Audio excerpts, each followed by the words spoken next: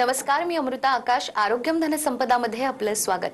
आरोग्यम धनसंपदामध्ये आज आपण लहान मुलांचे डोळ्याचे आजार आणि उपचार याविषयी माहिती घेणार आहोत आणि आपल्याला मार्गदर्शन करण्यासाठी आपल्या सोबत आहेत डॉक्टर अंकिता पाटील कुलकर्णी. डॉक्टर, कार्यक्रमात आपलं स्वागत. नमस्कार. विषयाला आपण सुरुवात करणार आहोत त्याआधी आपण डॉक्टरांची ओळख करून घेऊयात. डॉक्टर अंकिता यांनी MBBS, MS, FICO, UK आणि FMRF हे उच्च शिक्षण पूर्ण केलं आहे. डॉक्टर अंकिता यांनी पेडियाट्रिक ऑफ्थॉल्मॉलॉजी आणि स्क्विटमध्ये फेलोशिप मिळवली आहे. वैद्यकीय क्षेत्रात गेल्या 10 वर्षांपासून डॉक्टर कार्यरत आहे. तर डॉक्टर, आज आपण लहान मुलांचे डोळ्याचे आजार आणि उपचार याविषयी बोलणार आहोत. भारतामध्ये लहान मुलांमध्ये अंधत्व किंवा दृष्टीदोष येणं असे आजार सर्रास होत असतात, याबद्दल काय सांगाल? लहान मुलांच्या मधलं जे अंधत्व आहे त्याच्याकडे टू सम एक्सटेंट दुर्लक्ष केले जाते, कारण ओव्हरऑल ब्लाइंड पर्सेंटेजमध्ये चाइल्डहुड ब्लाइंडनेस हे फक्त 3% आहे. पण जर आपण डिसेबिलिटी ॲडजस्टेड लाईफ इयर्स बघितले तर ते मूल त्या आजाराबरोबर आयुष्यभर राहतं. सो डिसेबिलिटी ॲडजस्टेड लाईफ इयर्सप्रमाणे ते फक्त अडल्ट कॅटरॅक्टच्या पाठोपाठ चाइल्डहुड ब्लाइंडनेसचा नंबर आहे. अजून एक खूप दुःखद गोष्ट अशी आहे की जे महाराष्ट्रामधले ब्लाइंड स्कूल्स आहेत, जर आपण तिकडचा प्रेव्हलन्स बघितला तर 1/3 जी ब्लाइंड मुलं आहेत ती प्रिव्हेंटेबल ब्लाइंडनेसमुळे ब्लाइंड आहेत. त्याचबरोबर व्हिज्युअल इम्पेअरमेंट किंवा कमी विजन जे आहे ते ही सर्वात कॉमनली चष्म्याच्या नंबरमुळे आहे, जी इझिली प्रिव्हेंटेबल गोष्ट आहे चष्माचा नंबर डिटेक्ट करून चष्मा वापरल्याने. सो मी हे म्हणू शकते की सध्याच्या परिस्थितीत आपल्याकडे चाइल्डहुड ब्लाइंडनेस हा अतिशय निग्लेक्टेड विषय आहे. अगदीच. आणि आपण हेही बघतोय की लहान मुलांमध्ये चष्मा लागण्याचं प्रमाण कुठेतरी वाढतंय. तर याची देखील काही लक्षणं असू शकतात का, कारणं असू शकतात का, आणि मग यावर उपचार नेमके कसे होतात? सो लहान मुलांमध्ये चष्म्याचा नंबर असण्याची लक्षणं काय आहेत? तर चष्म्याचा नंबर असला की बरेच वेळेला मुलं कंप्लेंट्स करतात की शाळेमध्ये बोर्डवर दिसत नाही, TV जवळ जाऊन बघतात, पुस्तक जवळ घेऊन वाचतात, डोळे बारीक करून बघतात किंवा डोकं वाकडं ठेवून तिकडं ठेवून बघायचा प्रयत्न करतात. बरेच वेळेला एखादा डोळा थोडासा तिरळा होतोय असंही वाटतं. तर ही सगळी लक्षणं लहान मुलांमध्ये चष्म्याचा नंबरची असू शकतात. पेरेंट्स पुढचा प्रश्न विचारतात की चष्म्याचा नंबर का लागला माझ्या मुलाला? सो जनरली चष्म्याचे नंबर जे असतात ते डोळ्याच्या आकाराच्या अबनॉर्मॅलिटीमुळे असतात, मोस्टली बाय बर्थ असतात. त्यामुळे लाईट बरोबर मागच्या पडद्यावर फोकस होऊ शकत नाही म्हणून असतात. त्या ट्रीटमेंटमध्ये काय करू शकतो? तर ट्रीटमेंट म्हणजे काही नाही, बरोबर नंबर डिटेक्ट करायचा आणि त्या नंबरचा चष्मा पूर्ण वेळ वापरायचा. फक्त अंघोळ करताना आणि झोपताना काढणे हा सोपा उपाय आहे. अगदीच. तुम्ही कारणं सांगितली किंवा उपचार कसे होऊ शकतात हे देखील सांगितलं. मात्र आपण असंही बघतो की लहान मुलांना चष्मा लागलाय हे जर आपल्याला वेळेत कळलं नाही तर पुढे देखील त्याला अधिक त्रास होऊ शकतो. मग त्यावर उपचार कसे होतात?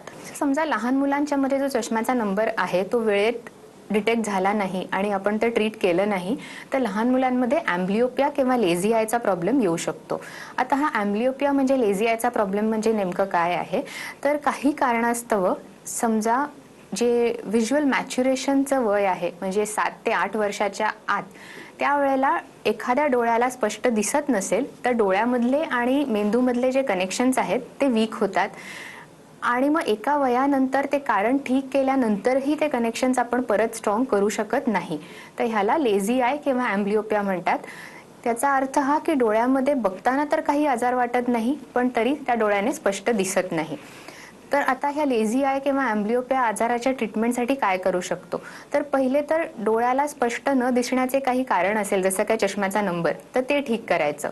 नंबर दिल्यानंतरही बरेच वेळेला त्या डोळ्याची नजर परत येत नाही. मग अशा वेळेला जो डोळा वीक आहे दुसऱ्या डोळ्याच्या कंपॅरिझनमध्ये त्याला एकटं काम करायला लावायला लागू शकतं, ज्याने की त्या डोळ्यामधले आणि मेंदूमधले कनेक्शन स्ट्रॉंग होतील. सो ते करण्यासाठी दुसरा डोळा बंद करतो, ह्यालाच पॅचिंग थेरपी म्हणतात. पॅचिंग थेरपी व्यतिरिक्त डोळ्यामध्ये ड्रॉप्स टाकणे किंवा कम्प्युटर एक्सरसाइजेस देणे, डायकॉप्टिक एक्सरसाइजेस ज्याला आपण म्हणतो, ही ट्रीटमेंटही करू शकतो पण ती ॲड ऑन थेरपी आहे. प्रायमरीली ट्रीटमेंट ॲम्ब्लिओपियाची हे मूळ कारण ठीक करणं, डिटेक्ट करून आणि पॅचिंग थेरपी देणं हीच आहे. अगदीच. मात्र डोळ्याचा नंबर हा वेळेत डिटेक्ट न झाल्यानंतर देखील काही वेळेला तिरळेपण येऊ शकतं. तर या तिरळेपणाची कारणं काय? सो तिरळेपणाचं कारण असं आहे की एका डोळ्याला काही कारणानिस्तव कमी दिसतं. इधर चष्म्याचा नंबर आहे किंवा त्या डोळ्यामध्ये काही मीडिया ओपेसिटी आहे. बरेच वेळेला फॅमिलीजमध्ये तिरळेपण दिसतं, त्याला फॅमिलियल म्हणतो.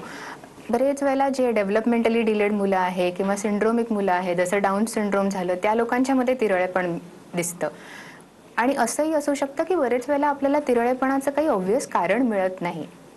अगदीच. मात्र मग या तिरळेपणावर उपचार कसे केले जातात? तर तिरळेपणाचा उपचार जनरली स्टेजेसमध्ये होतो. पहिले त्या डोळ्याची नजर कमी असल्यामुळे तिरळेपण आलेलं असेल तर नजर इम्प्रूव्ह करण्यासाठी जे काय करता येईल ते आपण करतो, जसं की चष्म्याचा नंबर देणं.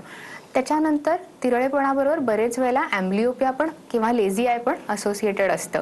तर ॲम्ब्लिओपिया ट्रीट करण्यासाठी आपण ॲम्ब्लिओपियाची पॅचिंग थेरपी चालू करतो. एकदा दोन्ही डोळ्यांमधली नजर समांतर झाली की त्याच्यानंतर गरज पडल्यास आपण तिरळेपणाचं ऑपरेशन प्लॅन करतो. अगदीच. पण मग याचा अर्थ असा देखील आहे का की तिरळेपणावर शस्त्रक्रियेशिवाय देखील उपचार करता येऊ शकतात? काही काही टाईपचे तिरळेपण हे फक्त चष्म्याचा नंबर देऊनही इम्प्रूव्ह होतात आणि कधी कधी डोळ्यांच्या आजूबाजूच्या स्नायूंमध्ये इंजेक्शन देऊनही आपण तिरळेपण ठीक करू शकतो. अगदीच. तुम्ही हे जे उपचार सांगतायत, तिरळेपणावर एखाद्या पेशंटला समजा ऑपरेशन करायचं असेल तर त्यासाठी पेशंटचं काही ठराविक वय असावं का? याला काही मर्यादा आहे का? सो बहुतांश तिरळेपणासाठी जनरली अराउंड मुलाच्या 4 ते 5 वर्षाच्या वयाच्या दरम्यान सर्जरी केलेली बेस्ट असते. कारण ह्या वेळेला दोन्ही डोळ्यांच्या मधलं कोऑर्डिनेशन परत मिळवून आपण जे 3D विजन किंवा स्टिरिओप्सिस जे माणसाला दोन्ही डोळे एकत्र वापरल्यामुळे मिळतं ते आपण परत आणू शकतो. अगदीच. मात्र आपण बघतो की काही मुलांमध्ये समजा तिरळेपणा आहे तर त्यांना मोतीबिंदूचा देखील त्रास होऊ शकतो का? आणि त्यामध्ये देखील मग कशा पद्धतीने उपचार होऊ शकतात? सो लहान मुलांमधला मोतीबिंदू जो आहे त्याची वेगळी कारणं असू शकतात. एक तर अनुवांशिक आहे, फॅमिलीजमध्ये आहे. दुसरं म्हणजे आईमध्ये प्रेग्नन्सीच्या वेळेला काही इन्फेक्शन्स असतील, जसं रुबेला इन्फेक्शन, त्याच्यामुळे असू शकतं. परत सिंड्रोम्समध्ये जसं डाऊन सिंड्रोमच्या मुलांमध्ये कॅटरॅक्ट दिसू शकतात. आणि बरेच वेळेला इडिओपॅथिक काही कारण पुढे येत नाही. अगदीच. मात्र लहान मुलांमध्ये मोतीबिंदू होणं ही खरं तर चिंतेची बाब आहे. तर पालकांना समजा ओळखायचं असेल तर काही लक्षणं आपल्याला घरच्या घरी ओळखता येऊ शकतात का? सो मोतीबिंदूचं एक युनिक लक्षण असं आहे की ल्युकोकोरिया किंवा व्हाईट रिफ्लेक्स, बुबुळामध्ये एक पांढरा रिफ्लेक्स दिसणं, नाहीतर त्याच्याबरोबर मुलांना भुरकट दिसणं, किंवा डोळ्यामध्ये तिरळेपण येणं, किंवा डोळ्यामध्ये शेकिंग किंवा डान्सिंग आय सिंड्रोम किंवा निस्टॅग्मस जे आपण म्हणतो त्याच्यामध्ये डोळे सतत हलत राहतात, ही लक्षणं दिसू शकतात. अगदीच. आपण नेहमी ऐकत असतो की ठराविक वयानंतर मोतीबिंदू झालं किंवा मोतीबिंदूचं ऑपरेशन करावं लागतंय, हे सहज आपण ऐकत असतो. असे अनेक पेशंट आपल्या आजूबाजूला असतात. मात्र मोठ्यांना जो मोतीबिंदूचा त्रास होतो तसाच लहान मुलांना देखील होतो का, की त्यात काही फरक असतो? बघायला गेलं तर मोठ्यांमधला आणि लहानांमधला मोतीबिंदू ह्याच्यामध्ये फरक हा आहे की मोठ्यांमधला मोतीबिंदू जो आहे तो वयानुसार होणारा चेंज आहे. It is a natural progression. अगदी सोप्या शब्दात समजवायचं झालं तर जसे आपले केस पांढरे होऊ शकतात तसे मोठ्यांचे डोळ्यामधली लेन्स पांढरी होते, ती काढून आपण त्याच्या जागी आर्टिफिशियल लेन्स टाकतो आणि त्यांची नजर इम्प्रूव्ह होते. पण लहान मुलांच्या मध्ये जो मोतीबिंदू आहे ते डोळ्याची मूळतः डेव्हलपमेंट नीट न झाल्याने होणारा आजार आहे. ट्रीटमेंट वाईज आपण बघायला गेलो तर लहान मुलांच्या मध्येही सर्जरी करूनच हा मोतीबिंदू काढायला लागतो. पण त्याच्यानंतर बऱ्याचशा स्टेप्स वेगळ्या घ्याव्या लागतात. पहिली गोष्ट म्हणजे की मोतीबिंदू काढल्यानंतर लेन्स आत बसवायची का नाही. तर 2 वर्षाच्या वयाच्या खाली बरेच वेळेला डोळ्याचा साईज किंवा डायमेन्शन एवढं नसतो की आपल्याला लेन्स आत त्याच सिटिंगमध्ये बसवता येते. मग अशा वेळेला आम्ही मोतीबिंदू काढून त्याच्यात मुलाला ऑपरेशन नंतर नंबरचा चष्मा वापरायला देतो आणि एक 4 वर्षाच्या वयाच्या आसपास सेकंडरी सिटिंगमध्ये डोळ्यामध्ये लेन्स इम्प्लांट करतो. दुसरी गोष्ट म्हणजे मुलांच्या मध्ये मोतीबिंदू बरोबर स्टिम्युलस डिप्रायव्हेशन ॲम्ब्लिओपिया किंवा त्या डोळ्याला स्पष्ट न दिसल्यामुळे डोळ्यामधले आणि ब्रेनमधले कनेक्शन्स वीक होण्याचा प्रॉब्लेम असतो, ज्याची ट्रीटमेंट ऑपरेशन नंतर ॲडिशनली पॅचिंग थेरपी चष्म्याचा नंबर देऊन करायला लागू शकते. तिसरा मोठा फरक हा आहे की ऑपरेशन नंतरही पुढे ते मूल जसं मोठं होत राहतं तसं त्याच्यामध्ये ग्लॉकोमाचा किंवा रेटिनाचा प्रॉब्लेम होण्याची शक्यता राहते आणि त्याच्यासाठी ते मूल 18 ते 20 वर्षाचं होईपर्यंत फॉलोअप करत राहणं जरुरी आहे. तर यानंतर आपण बघतो की डिजिटल आय स्ट्रेन किंवा कम्प्युटर विजन सिंड्रोम हाही त्रास बऱ्याच मुलांना आहे आणि कोविड नंतर तर कॉमनली आपल्याला हा आजार पाहायला मिळतोय. तर याबद्दल काय सांगाल? सो डिजिटल आय स्ट्रेन किंवा कम्प्युटर विजन सिंड्रोम हा आजार बेसिकली हँड हेल्ड गॅजेट्स जसं काय मोबाईल फोन आहे, टॅबलेट्स आहेत, ई रीडर्स आहेत, ह्यांचा एक्सेसिव्ह यूजमुळे ज्याच्यामध्ये आपल्याला जवळचं बघण्यावरती ताण येतो त्याच्यामुळे दिसतो. डिजिटल आय स्ट्रेनमध्ये बरेच वेळेला कंप्लेंट्स अशा असतात की डोकेदुखी आहे, मधनं डबल दिसतं, डोळ्याला ताण वाटतो, डोळे लाल होतात, डोळ्यातून पाणी येतंय, शाळेमध्ये जवळून बोर्डवर बघताना दिसत नाही. सो ही सगळी लक्षणं डिजिटल आय स्ट्रेनची असतात. डिजिटल आय स्ट्रेन का होतो? जेव्हा तुम्ही कंटिन्युअसली जवळचं काम करता तेव्हा तुमच्या फोकसिंग मसल्सवरती स्ट्रेन असतो आणि तुमचं डोळ्याचं ब्लिंकिंग कमी होऊन जातं. त्याच्यामुळे ड्रायनेस येतो आणि डोळ्यांच्या मसल्सवर स्ट्रेन येतो. आता हा डिजिटल आय स्ट्रेन पहिले तर इझिली प्रिव्हेंट करू शकतो. तर कसं प्रिव्हेंट करायचं? जेव्हा काही कारणास्तव तुम्हाला एक्सेसिव्ह स्क्रीन टाईम आहे त्यावेळेला 20-20-20 रूल हा अतिशय सिंपल रूल फॉलो करणं जरुरी आहे. तर तो रूल काय आहे? Every 20 minutes take a 20 second break, look at something 20 feet far. दर 20 मिनिटाला एक 20 सेकंदाचा ब्रेक घ्या आणि 20 फूट लांब कशाकडे तरी बघा. म्हणजे तुमचे डोळे रिलॅक्स होतील आणि तुम्हाला ब्लिंक व्हायला वेळ मिळेल, ज्याने ड्रायनेस कमी होईल. दुसरी गोष्ट म्हणजे स्वतःचं जे सिटिंग अरेंजमेंट आहे डिजिटल डिव्हायसेसवर काम करताना ते कम्फर्टेबल करवा. तुमची मान पाठ ताठ पाहिजे, पाठीला सपोर्ट पाहिजे, हात आणि पाय जमिनीवरती किंवा टेबलवरती रेस्ट करायची सोय पाहिजे. जी कम्प्युटरची स्क्रीन आहे ती डोळ्यापेक्षा खाली थोडीशी 20 डिग्रीवरती अलाइंड पाहिजे, म्हणजे मान सतत वर करून बघायला नाही लागणार. आणि तिसरी गोष्ट म्हणजे शक्यतो हँडहेल्ड डिव्हायसेस अवॉइड करा. हँडहेल्ड डिव्हायसेसपेक्षा डेस्कटॉप किंवा लॅपटॉप ज्याच्यापासून तुम्ही 1-1.5 फूट तरी अंतर ठेवू शकता असे डिव्हायसेस वापरणं हे बेटर ऑप्शन आहे. आता त्यातूनही समजा प्रॉब्लेम झाला तर त्याची ट्रीटमेंट कशी करायची? तर सिंपल आहे की जर काही छोटा चष्म्याचा नंबर असेल तर तो आम्ही देतो, ड्रॉप्स देतो ड्रायनेस ठीक करण्यासाठी आणि विजन थेरपी देऊ शकतो. अगदीच. तर डॉक्टरांनी डोळ्याच्या वेगवेगळ्या आजारांविषयी सांगितलंय. या उपचारांविषयी जर तुम्हाला माहिती हवी असेल तर स्क्रीनवर हॉस्पिटलचा नंबर आहे, त्यावर तुम्ही संपर्क करू शकता आणि डॉक्टरांचं मार्गदर्शन मिळवू शकता. या विषयासंदर्भात आपण डॉक्टरांकडून आणखीनही माहिती घेणार आहोत एका छोट्याशा ब्रेकनंतर. ब्रेकनंतर पुन्हा एकदा आरोग्यम धनसंपदामध्ये आपलं स्वागत. आरोग्यम धनसंपदामध्ये आज आपण लहान मुलांचे डोळ्याचे आजार व उपचार याविषयी माहिती घेतोय आणि आपल्याला मार्गदर्शन करतायत डॉक्टर अंकिता पाटील कुलकर्णी. तर ब्रेकवर जाण्यापूर्वी तुम्ही लहान मुलांना होणाऱ्या वेगवेगळ्या आजारांविषयी बोलला. यातच लहान मुलांमध्ये मायोपिया याही आजाराचं प्रमाण कुठेतरी वाढताना दिसतंय. तर याविषयी काय सांगाल? लहान मुलांमध्ये मायोपिया हा आजार म्हणजे दुसरं काही नाही तर मायनस नंबरचा चष्मा लागणं हा आहे. जनरली हा आजार डोळ्याचा साईज थोडासा लांब असल्यामुळे होतो.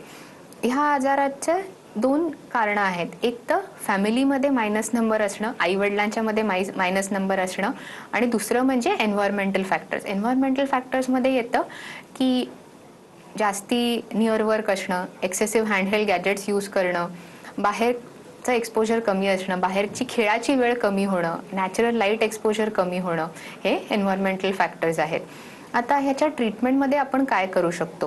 ह्याच्या ट्रीटमेंटमध्ये आपण चष्म्याचा नंबर देतो.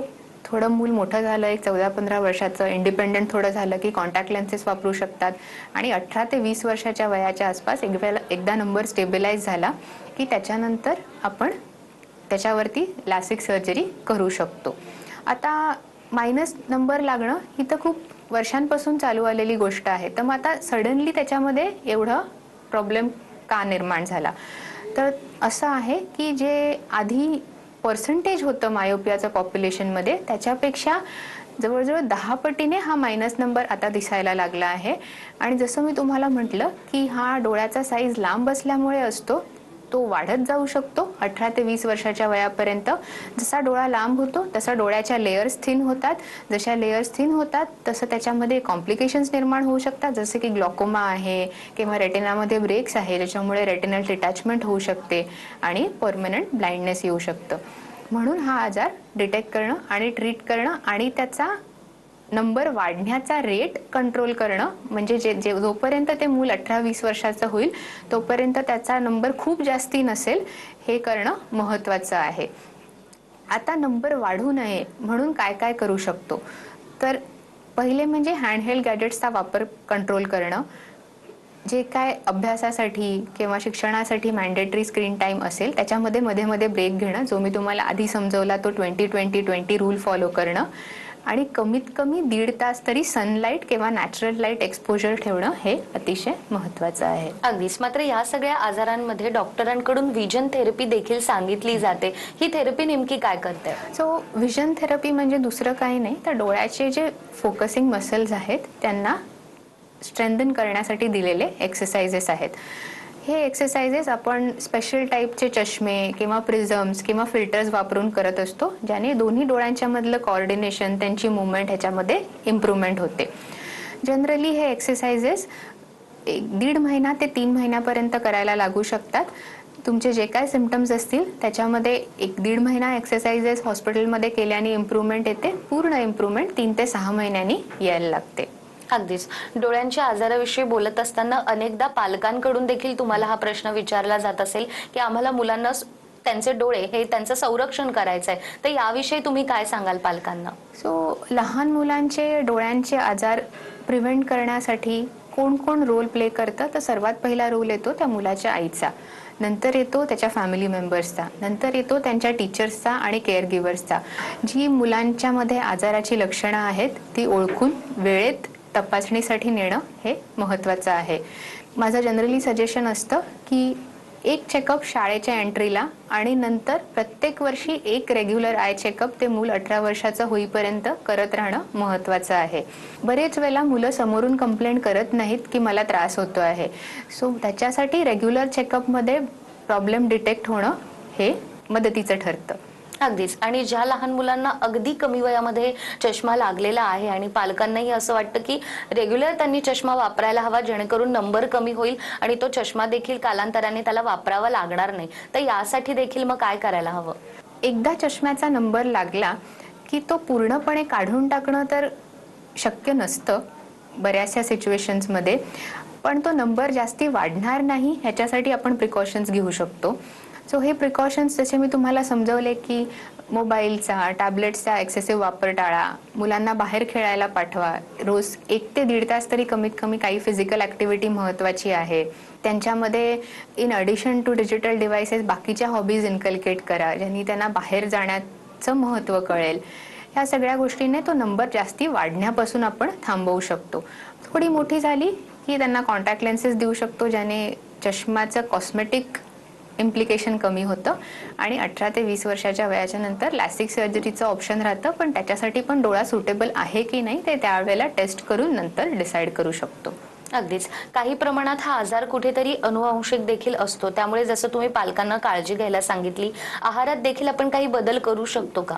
हेल्दी बॅलन्स डाएट ठेवणं हे डोळ्याच्या नॉर्मल डेव्हलपमेंटसाठी तेवढंच महत्त्वाचं आहे जसं ओव्हरऑल शरीराच्या डेव्हलपमेंटसाठी आहे. एखादा कुठला पदार्थ जास्ती खाल्ल्याने आजार होणार नाही असं नाही, पण ओव्हरऑल ग्रोथसाठी जे तुम्ही न्यूट्रिशियस जेवण घ्याल तेच डोळ्यांसाठी महत्त्वाचं आहे. तर काही लहान मुलं आपण असेही बघतो की त्यांना डोळ्यांचे आजार आहेत, मात्र कुठेतरी त्यांची दृष्टी ही कायमची गेलेली आहे, तर अशाही पेशंटसाठी काही उपचार आपल्याकडे आहेत का? जी मुलं अशी आहेत की ज्यांच्या काही कारणास्तव नजर कमी झालेली आहे आणि आता ट्रीटमेंट करूनही आपण ती परत आणू शकत नाही, म्हणजे इरिव्हर्सिबल ब्लाइंडनेसच्या स्टेजला ते आले आहेत.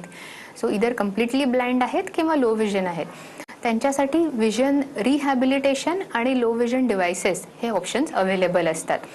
तर लो विजन डिव्हायसेस म्हणजे काय, स्पेशल टाईपच्या दुर्बिणी, लेन्सेस, डिव्हायसेस असतात, ज्याने त्या मुलाला त्याचं रोजचं काम म्हणजे अभ्यास, वाचणं हे मदत होऊ शकते. आणि विजन रिहॅबिलिटेशनमध्ये आपण काय करतो, विजन रिहॅबिलिटेशनमध्ये आपण त्या मुलाला त्याची जेवढी नजर आहे त्याच्याबरोबर त्याची दिनचर्या कशी तो मेंटेन करू शकेल हे शिकवतो. त्याचबरोबर मुलांसाठी ॲडिशनल फॅसिलिटीज अवेलेबल आहेत, त्याच्याबद्दल त्यांना अवेअर करून देणं जरुरी आहे. जसं काय एक्झाममध्ये एक्स्ट्रा टाईम, स्क्राईब मिळणं, याच्या ट्रॅव्हलिंगसाठी अलावन्सेस, ह्या सगळ्या गोष्टी ह्या लो विजनच्या मुलांच्यामध्ये आपण देऊ शकतो. सो ह्याच्यासाठी विजन रिहॅबिलिटेशन डिपार्टमेंट्स असतात बऱ्याचशा आय हॉस्पिटल्समध्ये, तर त्याच्यासाठी विचारणं आणि अशा परिस्थितीतही मुलाला त्या मदतीसाठी हॉस्पिटलला घेऊन जाणं हे जरुरी आहे. अगदीच. खरं तर लहान मुलांचे डोळ्यांचे आजार आणि त्यावर एवढ्या पद्धतीने उपचार होऊ शकतात, याबद्दल तुम्ही इतकी महत्त्वाची माहिती आम्हाला दिली. आपले खूप खूप आभार. धन्यवाद. त्याचबरोबर आरोग्यम धनसंपदामध्ये वेळ झाली आहे इथेच थांबण्याची. पुन्हा भेटूया नव्या विषयासह. तोपर्यंत नमस्कार.